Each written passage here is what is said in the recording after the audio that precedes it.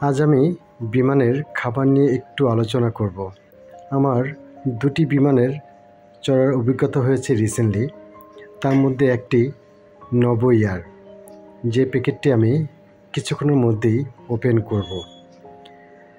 আপনারা দেখতে পাবেন কি কি খাবার আছে এর মধ্যে। প্যাকেটটা খোলার চেষ্টা করছি, সাথেই থাকবেন। শুরুতে একটি টিস্যু দেওয়া আছে, সুন্দর করে ভাঁজ করে রাখা আছে। টিস্যুটা ওঠানোর সাথে দেখলাম সুন্দর একটি কেক, যা প্যাকেট করা। এটা ভালো, আকর্ষণীয়। আছে একটি স্যান্ডউইচ, এটা খেতে খুব ভালো লেগেছে।